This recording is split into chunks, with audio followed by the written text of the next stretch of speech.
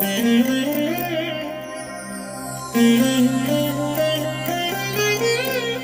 దినం పరము నుండి దిగివచ్చు మాట, ఇది నీ జీవితానికి వెలుగుల బాట, నీ ఒడిలో ఉంచబడిన దీవెనల మూట, అద్భుతాల ఆనంద ఊట. ఫిబ్రవరి 14 సంవత్సరమంతా మీరు బైబిల్ చదివి ముగించడానికి ఈరోజు మీరు చదవవలసిన లేఖన భాగం ఉదయం లేవియాకాండము 15 మరియు 16 అధ్యాయములు, సాయంత్రం మత్తయి సువార్త 27వ అధ్యాయము 1 నుండి 26 వచనాలు. క్రీస్తునందు నాకు అత్యంత ప్రియమైన దేవుని బిడ్డలారా, ఈ ఉదయకాలం మీకు శుభము కలుగునుగాక. ఈ దినం మీ ఆలోచనలు ఎరిగిన దేవుడు తప్పకుండా ఆయన మీకు సహాయం చేస్తాడు. తన కృపని మీ ఎడల విశాలపరుస్తాడు. మీరు ఫలించుటకును అభివృద్ధి పొందుటకును ఆయన ఆత్మ మీకు సహాయం చేయబోతున్నాడు. తప్పకుండా మేలునే మీరు చూస్తారు. ప్రతి విధమైనటువంటి కీడుకు మిమ్మలను ఆయన దూరంగా తీసుకుని వెళ్తాడు. ఈ దినం ప్రభువారు మనకు ఏర్పాటు చేసిన వాక్య భాగాన్ని చదువుకుందాం. మత్తయి సువార్త 4వ అధ్యాయము 1వ వచనం.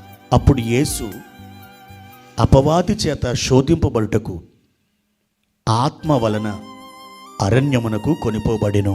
ప్రియమైన దేవుని బిడ్డలారా, మన ప్రభు అయిన యేసుక్రీస్తు వారు ఈ లోకములో శరీరధారిగా 33 సంవత్సరముల 6 నెలల కాలం జీవించనని అనేక మంది బైబిల్ పండితులు చెబుతూ ఉన్నారు. అయితే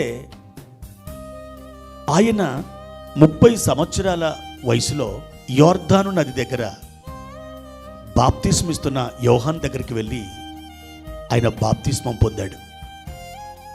బాప్తిస్మం పొందిన వెంటనే ఆయన పరిశుద్ధాత్మ చేత అరణ్యమునకు ఆయన కొనిపోబడ్డాడు.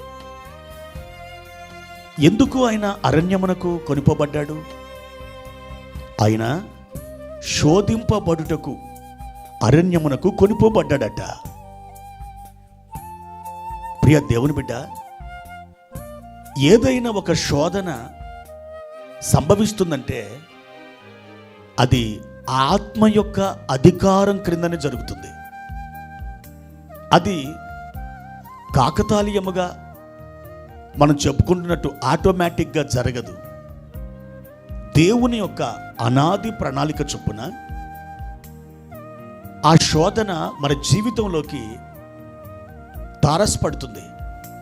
అయితే అది ఆత్మ వలన కలిగిన శోధన అయితే మనం దాన్ని జయించడానికి దేవుని వలన బలము పొందుకొని ఉంటాం. దాన్ని జయించడానికి కావలసిన శక్తిని దేవుడు మనకు దయచేసి ఉంటాడు. మన ప్రభు అయిన యేసుక్రీస్తు వారు అరణ్యములో అపవాది చేత శోధింపబడినప్పుడు ప్రతి శోధనలో ఆయన జయం పొందాడు. ఎలా జయం పొందాడు? వ్రాయబడి ఉన్నది అని చెప్పబడిన వాక్యము ద్వారా అపవాదిని ఎదిరించి ఆ శోధనలో గొప్ప విజయాన్ని ఆయన పొందుకున్నాడు. ప్రియమైన దేవుని బిడ్డలారా, అసలు శోధన అంటే ఏమిటి? శోధన అనగా పాపము చేయుటకు సాతాను కల్పించే ప్రతి పరిస్థితి లేదా ఒక అవకాశం, అది శోధనగా పిలువబడుచున్నది.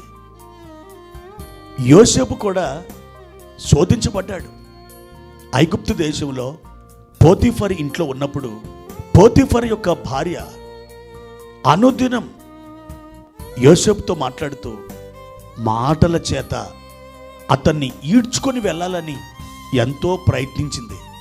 కానీ ఆ శోధన ఎరిగిన యోసేపు ప్రతి సందర్భంలో కూడా కాదు కాదు కాదు అని చెప్పడం జరిగింది. అలా ఎంతకాలం జరిగిందో మనకు తెలియదు. మాటల చేత ఆమె యొక్క నవ్వుల చేత, ఆమె యొక్క శరీర ఆకర్షణ చేత యోసేపును లోపరుచుకోవాలని శతవిధాల ప్రయత్నాలు ఆమె చేసి ఉండొచ్చు.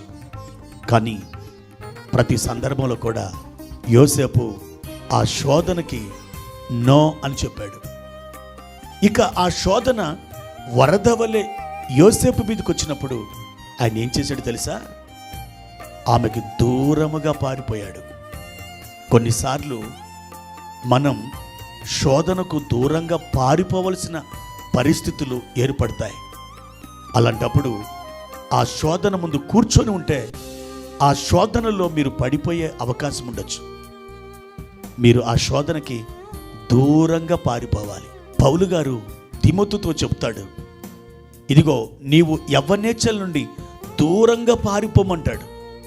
అవును ప్రియమైన దేవుని బిడ్డలారా, ప్రియ యవనస్తులారా, మీరు ప్రతి విధమైన శోధనకి మీరు దూరంగా పారిపోండి. యోసేపు అలా దూరంగా పారిపోయినప్పుడు ఏం జరిగింది? ఐగుప్తు యొక్క సింహాసనం అతని కొరకు ఎదురు చూచింది. అవును, శోధన జయించిన ప్రతిసారి మీకొక సింహాసనం ఎదురు చూస్తుంటుంది, మీకొక అద్భుతం ఎదురు చూస్తుంటుంది, మీకొక ఆశీర్వాదం అది రెడీగా ఉంటుంది. అందుకే శోధనకు నో అని చెప్పండి, కాదు అని చెప్పండి. యేసు ప్రభువారు ఆ శోధన జయించి ఆత్మ బలము చేత గలిలయకు తిరిగి వెళ్ళి తండ్రి తన కొరకు నిర్ణయించిన ఆ పరిచర్యను ప్రారంభించినప్పుడు ఏం జరిగిందో తెలుసా? విస్తారమైన అద్భుతాలు జరిగినాయి, విస్తారమైన మహత్కార్యాలు జరిగినాయి. ఆకలితో ఉన్నటువంటి వారు తృప్తి నొందారు. అంతేకాదు, అవసరతలో ఉన్నవారు, అక్కర్లో ఉన్నటువంటి వారు ప్రభు నుండి పరలోక సంబంధమైన ఈవులతో వారు తృప్తి నొందారు. ఈ విధంగా ప్రజలందరికీ విడుదల కలగడం ఆనాటి ప్రపంచం చూడగలిగింది. మీరు శోధనను జయించండి. దేవుని వాక్యము ద్వారా, ప్రార్థన ద్వారా, ఉపవాసము ద్వారా, నిరంతరం ఆయన సన్నిధిలో స్తుతులు అర్పించడం ద్వారా మీరు శోధనను గెలిచి ముందుకు సాగి వెళ్ళండి. మీకు ఒక సింహాసనం ఎదురు చూస్తుంది. దేవుని దివ్యమైన కృప మిమ్మల్ని ఆవరించి శోధనలో జయము కలుగునట్లుగా మిమ్మల్ని నడిపించబోతుంది. కనుక నా ప్రియమైన దేవుని బిడ్డలారా, ఈ ఉదయకాలం ఈ ధ్యానం ద్వారా ప్రభువారు మీతో మాట్లాడుతున్నారు. నా ప్రియ బిడ్డ, ఇదిగో నేను శోధింపబడి జయం పొందిన ప్రకారం మీరు కూడా శోధనలో జయము పొందినట్లుగా నేను మీకు సహాయము చేయుదును. మీరు ధైర్యం తెచ్చుకొని నా బలము వలన, నా సహాయము వలన మీరు శోధన గెలిచి ముందుకు సాగి వెళ్ళుడి. అప్పుడు నిత్యమైన కృపచేత మీరు ఆవరించబడి నా సింహాసనం మీద మీరు కూర్చుందురు అని ఈ ఉదయం దేవునితో మాట్లాడుతున్నాడు.